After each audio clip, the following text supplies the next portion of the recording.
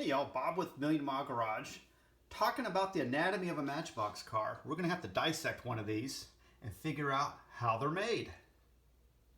Which one will it be? How about the Koenigsegg? The Tesla Roadster? The Corvette? Ooh, how about the McLaren S? Subaru? Volkswagen convertible. That looks like a good candidate. All right. For the faint at heart, you may not want to watch this. Oh, wait a minute. This one's already apart. You know why? Because it's an error car. A mistake. The factory forgot to punch the body posts over, or the body rivets. Kind of neat, huh? So now you kind of get an exploded view of a Matchbox car, the anatomy of a Matchbox car. And what's interesting about this is when you take stuff apart, you also learn how stuff is made, which is neat. I've been doing this probably since I was 10 years old, dissecting stuff.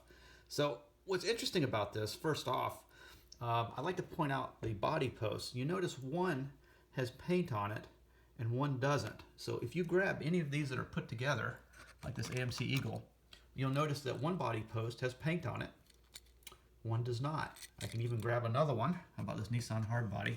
This is like for all late model stuff. You see there's paint on the rear, no paint in the front.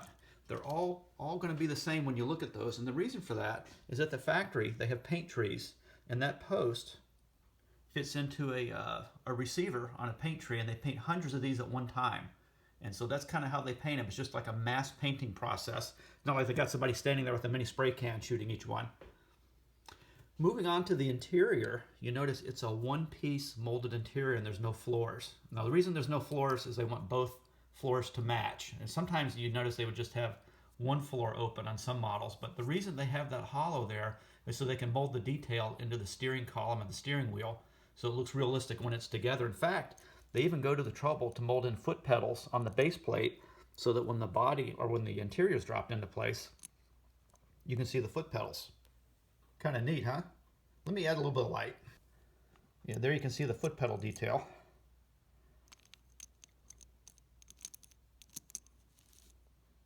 So, kind of a neat way to keep the price point down since they really have to keep the parts count down, which means less molds, less parts to, cover because they're trying to hold to a certain price point of around $1, right? Which hasn't been real possible lately. Now, if the floor is the same color, it works really good. What happens when the floor is not the same color? Well, let's take this one that's got a chrome base plate, and they have molded in the steering wheel detail, but now the chrome base plate shows through the interior. Kind of doesn't look too realistic, does it? Kind of mars an otherwise perfect replica. But again, holding to around $1, can't really find much fault with that, can you? Because it looks pretty nice sitting next to one of these Neiman Marcus priced cast lines or a green light, right? But again, when you're holding to around $1, and then this one can cost what, $6, $8, whatever. And you notice on these, the more expensive models, they have separate molded parts. Like that dashboard is separate from the interior. I think even the seats might be separate from the interior as well. They might be glued on. But you see how they actually tampo printed the dashboard. It's got the faux wood grain, the fuel gauges. Very realistic, right? And they also don't use corporate wheels, right? So Matchbox likes to do corporate wheels. They use the same wheels on a lot of different models. Audi e-tron, Subaru SVX, Tesla Model Y, Ford Mach-E, all the same wheels. There's the Tesla Roadster, and then there's the one moving parts version with opening doors. It still has the same wheels, just in black. So that's just kind of a way they keep the price down. One other thing they do, if they don't want to have a chrome floor, is they'll do what they call a tombstone steering wheel. So if you go in here, you can see they made the steering wheel just kind of like a little blob that kind of protrudes off the dashboard, and that way they don't have to hollow the floor out, so you don't see the color of the silver base plate shining through. Kind of neat, huh? The other thing they've done, since they don't number the cars anymore, I don't know if you guys remember way back when, probably going on 40 plus years ago, before Matchbox got bought out by Universal Group, if it said number 98 on the card, the number 98 would also be cast into the base plate, and it would be a 98 forever. Well, they don't do that now, so it kind of loses its identity a little bit when it leaves the package, right? So you don't really know what year it was made. 70th anniversary this year, but a lot of these are straight up reissues from last year or the year before. Some of them are even the same color. But they do something neat now is they date code them.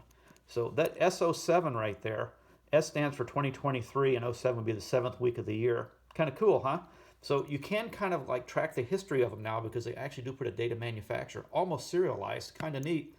And I think some of the more expensive ones, they actually do serialize them. Kind of gives it a little bit of uniqueness. Of course, at that price point, I guess maybe they should. They probably should come with a warranty too. By the way, I think Matchbox and Hot Wheels, they claim they're warranted for life. I'm not sure how they honor that warranty. If you send it back, I'm sure you're not going to get the same model back. Anyway, there you go. There is the anatomy of the Matchbox car. And you can learn from mistakes.